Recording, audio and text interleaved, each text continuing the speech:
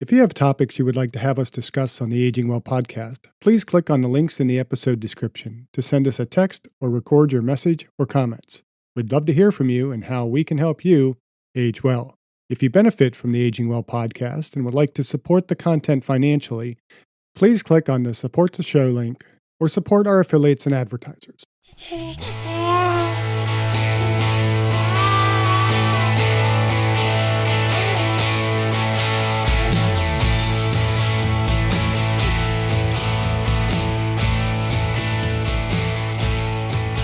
Welcome to the Aging Well podcast. I'm Jeff Armstrong here with Corbin Bruton. In this and the episodes that follow, we will share candid discussions on aging and hear from the experts. We are here to inform and encourage as we experience, aging.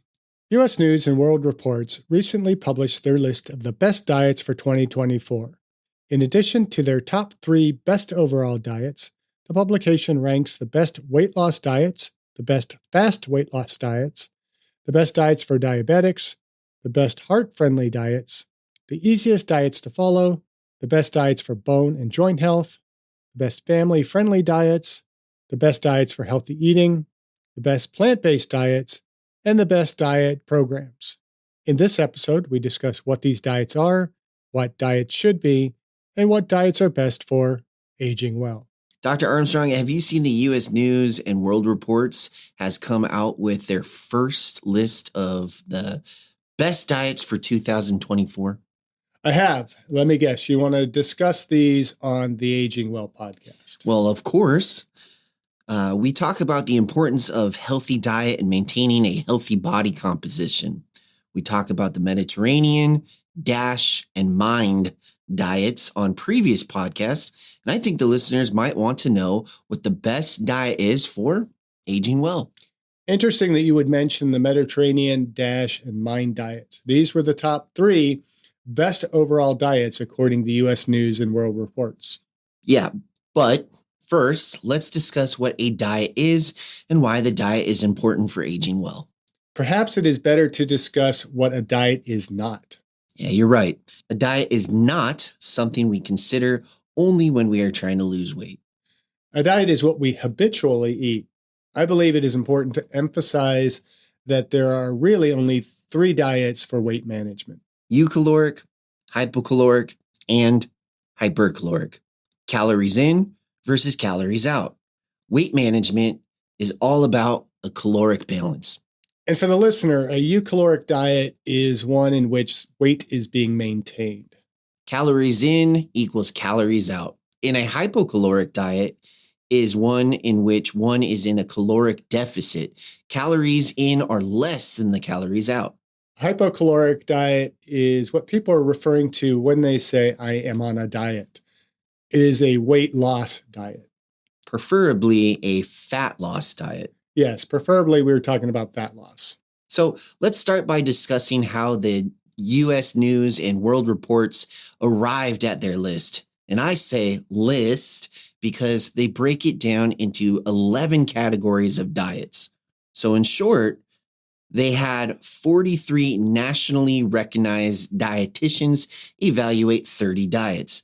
According to U.S. News and World Reports, each earns top marks from our panel of leading medical and nutritional experts, specializing in diabetes, heart health, and weight loss. Our panelists evaluated each diet plan for nutritional completeness, health risk and benefits, long-term sustainability, and evidence-based effectiveness. They also consider each diet's strength and weakness and the specific goals each diet might be most effective at addressing. I would argue that there are a lot of great weight management programs left off the list. For example, I highly recommend Renaissance Periodization and Precision Nutrition. But these are some of the most common plans that people go on for health and weight loss. What are the 30 diets U.S. News and World Reports evaluated? Great question. Let's see. The Mediterranean diet, the DASH diet, the MIND diet, the Mayo Clinic diet, the Flexitarian diet, Weight Watchers, the Volumetrics diet, Dr. Wales' anti-inflammatory diet, the therapeutic lifestyle changes or TLC diet, the vegan diet, the Ornish diet, the Pritikin diet, the Zone diet, Noom, the Plant Strong diet, the South Beach diet, the Nutritarian diet, Jenny Craig, the Profiled Plan, the Paleo diet, the Health Management Resources or HMR diet, Nutrisystem, Keto, spelled KEYTO diet, Optavia, the Ketogenic or Keto diet, spelled KETO, Atkins, Slim Fast, the Dukin diet, Herbalife Nutrition, and Raw Food diet. I recognize many of these. Most of these are varieties of weight loss diets. And I say weight loss in air quotes because they don't necessarily focus on body composition. Rather, they focus on scale weight. Reading the descriptions, and we will share the link to the U.S. News and World Report's article, many of these are quite gimmicky and most are based on the low carb approach. We already revealed the best overall diets according to U.S. News and World Reports. What are these diets? I believe that we've talked about each of these in a previous episode. The Mediterranean diet is based on traditional cuisine of countries bordering the Mediterranean Sea. It is high in vegetables, fruits, whole grains, legumes, nuts and seeds, olive oil, and seasonings with herbs and spices. In addition, you can enjoy moderate portions of dairy products. It is suggested to limit how much red meat you eat and how many foods with added sugars you eat. Some other elements of the Mediterranean diets are to share meals with family and friends, get regular exercise, and enjoy wine in moderation if you drink alcohol. So what we would suggest is a healthy diet and not a die with a T. Yes. And the other two diets are similar. The DASH diet, which stands for Dietary Approaches to Stop Hypertension, is a flexible, balanced, and heart-healthy eating plan promoted by the National Heart, Lung, and Blood Institute. According to U.S. News and World Reports, the DASH diet emphasizes fruits, vegetables, whole grain, lean protein, and low-fat dairy. This eating pattern limits food with added sugar and those high in saturated fat, such as fatty meats, full-fat dairy foods, and tropical oils. Most importantly, the DASH diet caps sodium at 2,300 milligrams daily, which followers will often lower to about 1,500 milligrams. According to U.S. News and World Reports, the MIND diet, which stands for Mediterranean-Intervention for Neurodegenerative Delay, takes the DASH and Mediterranean diets and zeroes in on the food in each that specifically improves brain health to potentially lower your risk of mental decline. It is targeted to prevent Alzheimer's disease and other types of dementia, eating helpful mainstays. According to the Journal of the American Medical Association, quote, the MIND diet emphasizes natural plant-based foods, limited intake of animal foods, and foods high in saturated fat, and uniquely encourages consumption of berries and green leafy vegetables rich in vitamins and antioxidants, end quote. I might have included the pure healthy diet in the evaluation as well. Recall from episode 108 that the pure diet, which stands for Prospective Urban Rural Epidemiology, is like the DASH and Mediterranean diets, but emphasizes more whole-fat dairy. In reality, these four diets are not all that different. And they represent sustainable lifestyle changes. These can easily be modified to meet caloric balances and macro needs.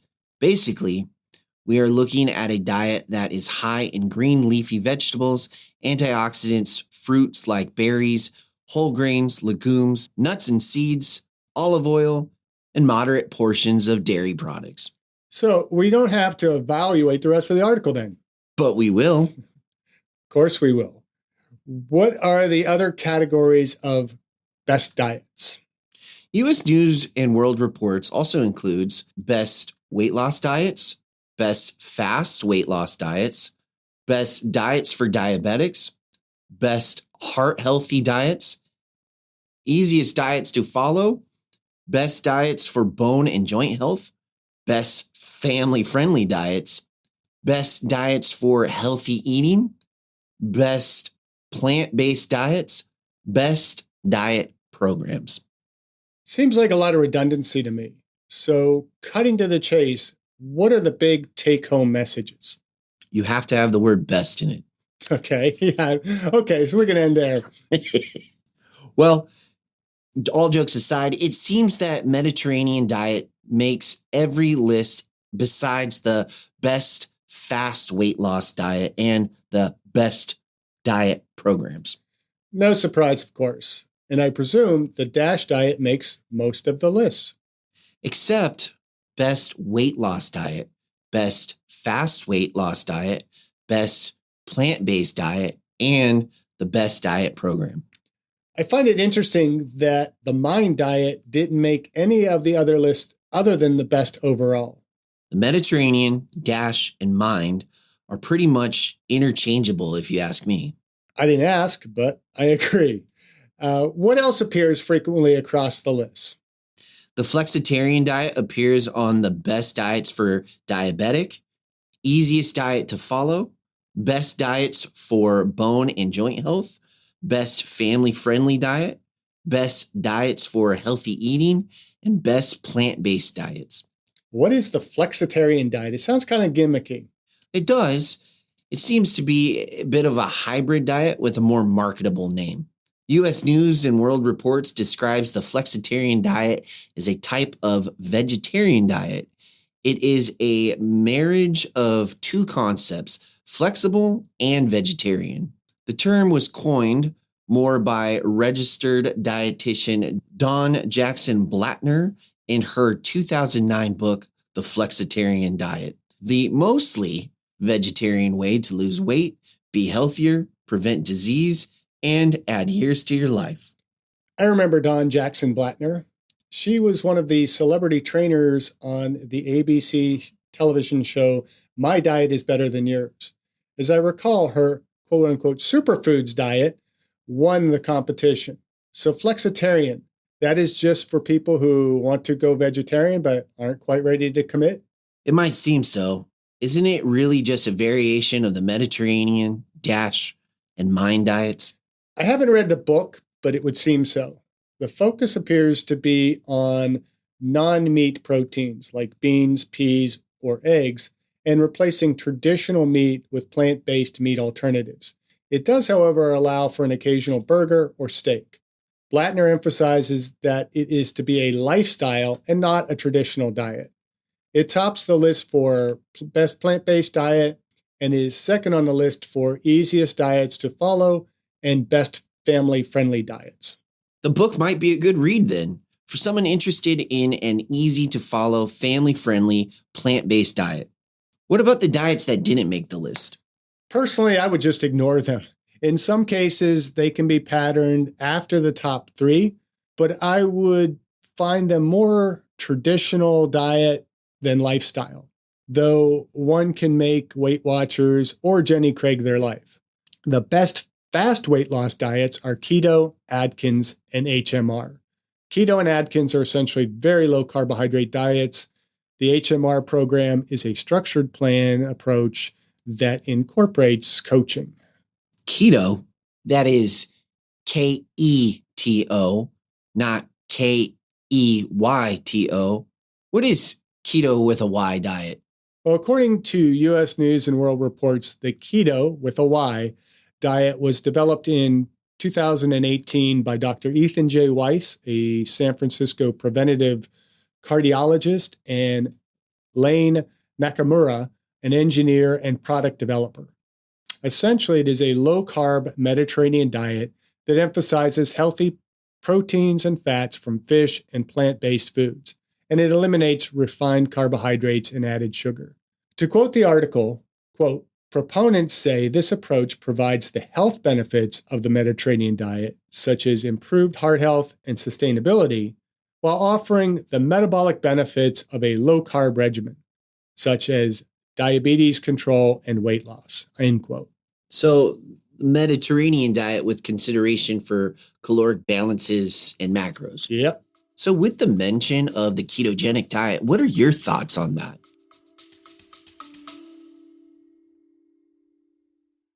I discussed my epigenetics test with True Diagnostic co-founder Hannah Wendt in episode 162. Epigenetic testing measures baseline and changes in your pace of aging, giving you the power to steer your anti-aging or health and wellness journey in the right direction. I learned that I am aging well. Click on the affiliate link in the episode description, use the promo code AGEWELL, and receive a 12% discount on your epigenetics test and monitor your pace of aging. Well, you mean my thoughts on the keto diet? I think the keto diet has its place for fast weight loss. Somebody who really needs to lose fat quickly and is not performance-based, so not an athlete, and we'll go back into why I don't think it's a good diet for athletes. But if you're needing to lose weight pretty quick, the ketogenic diet is going to work. And the reason it works is because it deprives your body of carbohydrates.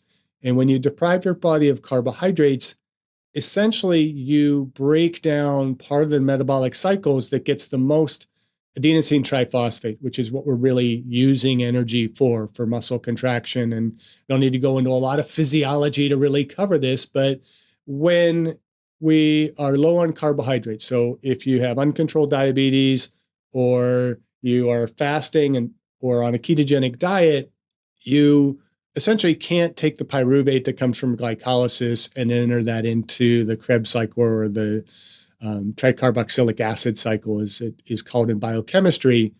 And so we lose a good amount of the adenosine triphosphate that we can get from glucose.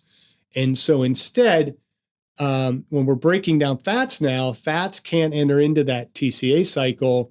We only get a limited amount of energy from the fat. So it's, as I described to my students, it's kind of like putting premium gasoline into your Yugo. You remember Yugos, the old Eastern European cars that made an appearance in the US probably 20 plus odd years ago. Not the best cars in the world, and there's a lot of other crappier cars than that. So I don't mean to diss the people who in Eastern Europe that might be driving a Yugo at this time, or people in the US. But those aren't cars that are going to run the best on premium fuel. So you put that premium fuel in those really old, crappy cars, they're just going to burn through that and waste a lot of energy. And so that's basically what we're doing in the ketogenic diet. We're wasting the energy that we're bringing in to our bodies. And so we aren't bringing in carbohydrates, and we're eating a lot of fat, protein. Ideally, the protein's being used for muscle structure and other cellular structures in the body. So the only energy we have to burn is fat. And so we burn through fat pretty quickly, which sounds great. But if you are looking at increased performance, so, again, you're an athlete or you're trying to train for optimal health and fitness, you don't have the carbohydrates really necessary for muscle contraction, because carbohydrates are stored in the muscle. And when they're stored in the muscle, they're immediately available and we can immediately perform. To use fat, we have to break down the fat, get it into the muscle cell, and then use it. And so performance gets limited. And so there's a trade-off there. If you're going to be on a ketogenic diet, yes, you're going to burn fat very readily, but you're not going to be able to perform quite as effectively. And so even for like a bodybuilder, they're not going to go on a ketogenic diet early in their training when they're trying to really build a muscle, because they got to train hard. They got to put a lot of time and effort into the gym. You want to build that muscle, you're going to need carbohydrates to do that. When it gets down to, okay, I've lost some fat. So for a bodybuilder, they're going to, when they get down to those last few pounds of fat to get to the lowest possible body composition, the ketogenic diet can work because they're going to effectively burn fat. So it is not the healthiest diet either, for heart health, particularly when people misuse the ketogenic diet. And I will tell you that being on a ketogenic diet and you're in a hypercaloric state where you're consuming more than your body requires, you are going to gain weight. Now, there is some current evidence that high protein stays off a little bit of that metabolic loss, but it's not great enough to prevent you from, still gaining weight. It sounds to me that a ketogenic diet would not be ideal for someone that's trying to age well. One, we talk a lot about resistance training and the importance of that.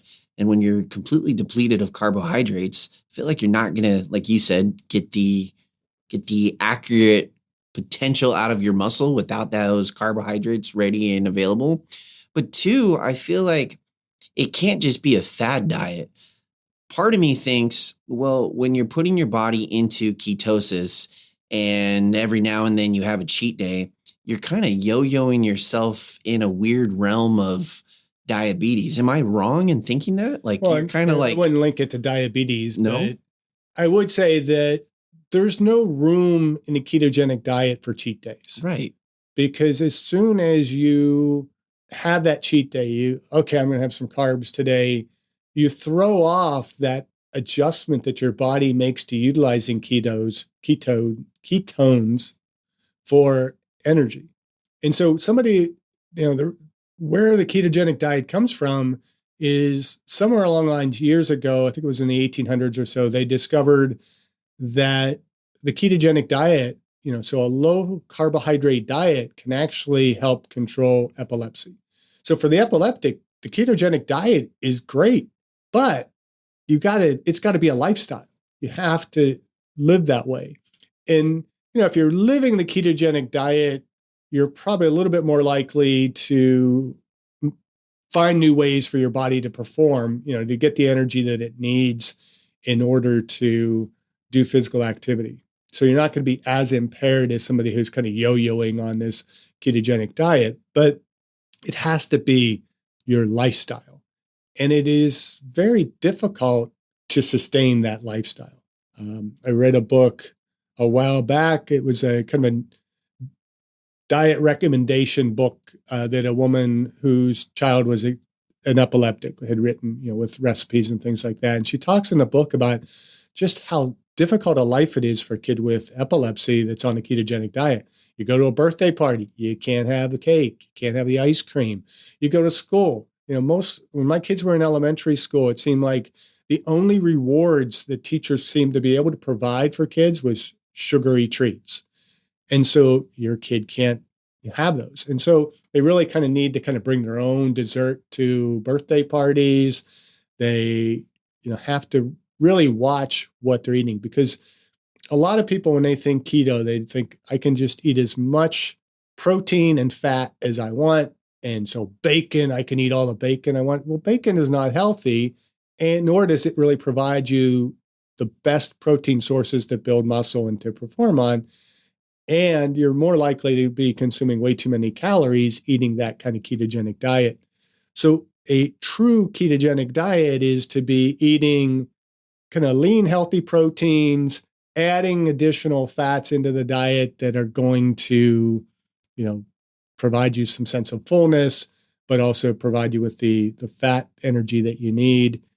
But how else do you find all those nutrients that you need? It's, when you're under 25 grams of carbs, there's not a lot you can eat. Now, you can eat some pretty nutrient dense, high fiber, very low caloric vegetables, but that's all you can eat. You're not going to have the high starchy carbohydrates. You might be able to eat all the broccoli you want or all the spinach you want, but it's not going to be easy to get all the nutrients that you need. And so when we look at health, we go back to most of the literature showing us that Mediterranean diet is a good way to get the health-based nutrients that we need in order to maintain a healthy body weight and live healthy.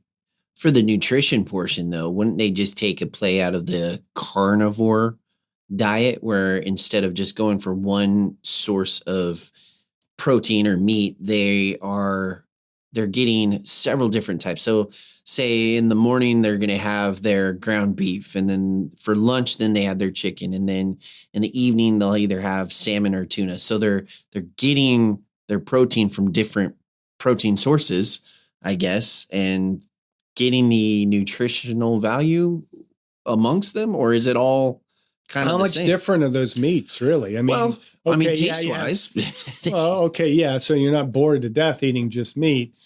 But honestly, if I was going to be on a carnivore diet, I could live on chicken every meal.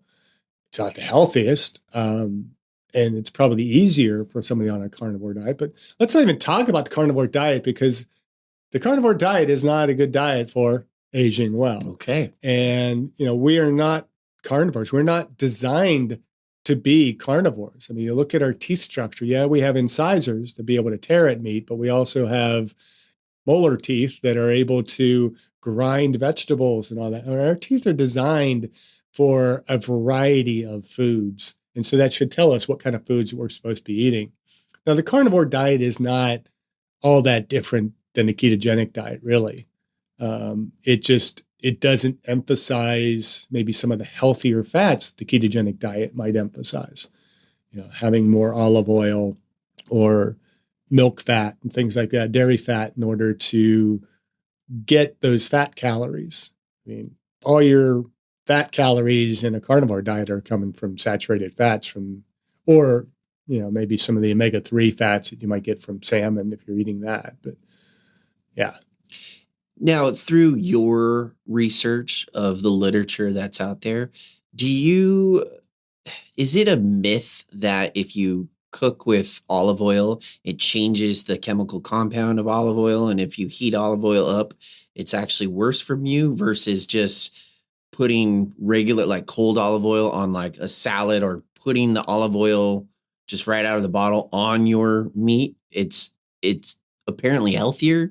What's your take on that? I have not really looked into that, because I think you start getting it kind of worked up over some of those little nuts and bolts. It really doesn't make a huge difference.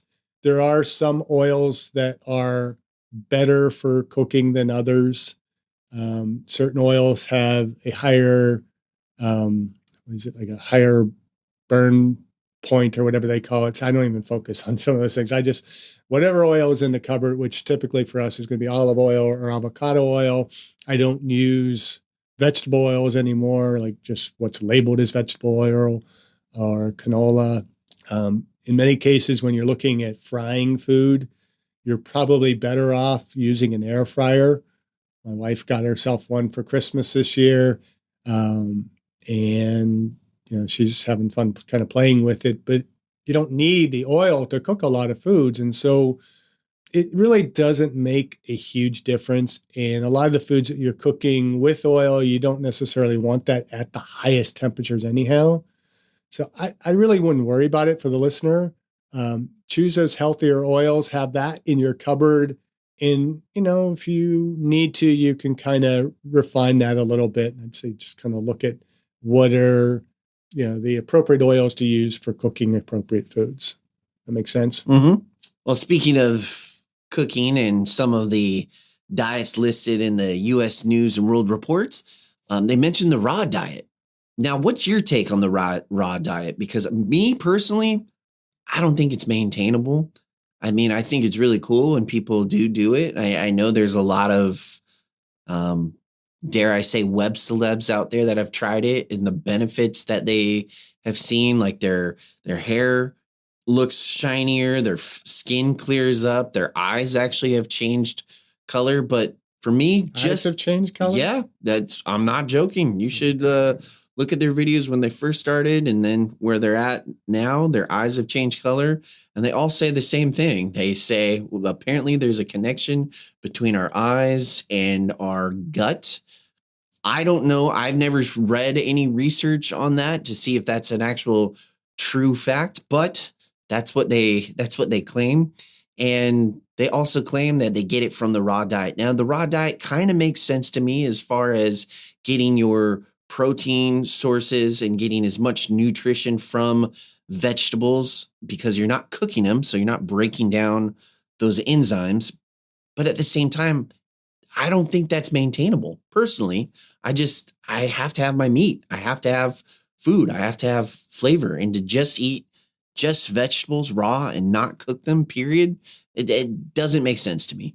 Well, there's a reason why I said let's just ignore those others on the list, because most of them are just gimmicky variations of the other diets. I mean, essentially, when you're talking a raw food diet, you're really, okay, let's talk vegetarian. I just, I don't buy into any of the gimmicky stuff, and I don't get my nutritional information from celebrities.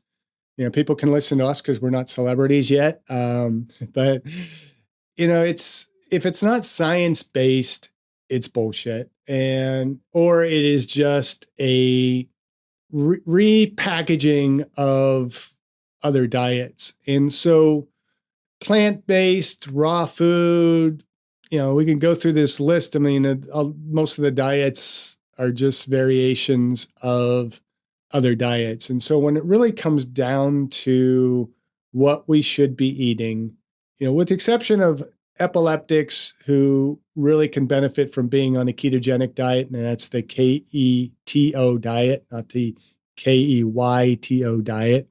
Again, the keto with the Y diet is really just a low carb variation of the Mediterranean diet. So let's just go back to those three kind of mainstay diets: the Mediterranean diet, the DASH diet, and the MIND diet, which essentially are all really the same diet. Um, the For the listener, the DASH and the MIND just come from labeling and the tweaking that were done in specific scientific studies. So we know these are scientifically based studies. The MIND diet has a little bit more emphasis on how diet affects the risk of Alzheimer's and other forms of dementia. DASH diet's a little bit more focused on hypertension, but you put the two together, we're limiting our hypertension, we're limiting our risk of all types of dementia. And these are all kind of essentially built off of the Mediterranean diet. So we go back to the Mediterranean diet, and where we can vary the Mediterranean diet a little bit more, we can have a little bit more leeway for whole fat dairy, which they tend to dismiss a little bit, but we've seen in some of the literature, especially for the aging, in episode 108, I believe it was, that we talked about the whole fat benefits of dairy. We go back to the Mediterranean diet. And the Mediterranean diet can be adjusted based on your caloric needs, which we've talked about in the past. About 50% of successful weight management comes from caloric balance. So any of these diets, essentially why they work is because they put you in a hypocaloric state. And so find the healthiest, best overall diet that you can sustain for a lifetime. And that is going to allow you to regulate whether I'm eucaloric, hypocaloric, or hypercaloric. If I want to gain weight, we have a little bit of wiggle room within the Mediterranean type diet for the types of meats that we eat. We want to avoid red meat to an extent. Doesn't mean we always have to avoid red meat, but focus more on chicken and fish and some of those leaner, healthier types of proteins. A lot more legumes in our diet. Include a lot of antioxidant berries and green leafy vegetables rather than higher starch type vegetables. And you're good to go. You can manage your macros within that particular type of diet. And again, managing macros is essentially what the ketogenic diet is doing, right? We're either high carb or low carb, high protein, low protein, high fat, low fat. That's just managing your macros. And that's about 30%, according to Dr. Mike Israetel and people that wrote the periodization diet or Renaissance periodization diet. That's another big step toward successful weight loss, is managing your macros. And that's all these other diets are really doing. And then lastly, it's looking at, not lastly, but the last big significant portion of your success in dieting is going to be your nutrient timing. When are we eating these particular foods? And ideally, carbohydrates should be focused around high activity times, and low activity times can allow for a little bit more fat so that we're sustainable. We're not hungry all the time. And we're not going to end up eating more. And then the quality of the food is a very, very small I wouldn't say insignificant, but it's a small factor in the success of your food. And so, again, you start looking at whether I'm eating raw food or whether I'm cooking my food or whether it's, frozen or canned or, fresh off the vine. That doesn't make huge difference. That makes sense? Totally. So if we really want to be healthy and age well, I go back to the Mediterranean diet. So the best diet programs are Weight Watchers, the Mayo Clinic diet, and Noom. What are your thoughts on these? Nothing negative per se. Programs typically involve costs and emphasize weight loss over lifestyle. When you combine membership and lifestyle, you are usually facing a long-term investment. Noom emphasizes behavioral changes. There's nothing particularly wrong with any of the programs on the list. I simply prefer to approach weight management as lifelong behavioral changes that can be adjusted over time to meet one's caloric and nutritional needs. Diets like the Mediterranean diet fit the bill. They are healthy diets that can be adjusted according to activity level, body composition goals, schedules, and other goals. They are diets that promote aging well. Well, you've had some good success using the Renaissance Periodization or RP app to lose body fat.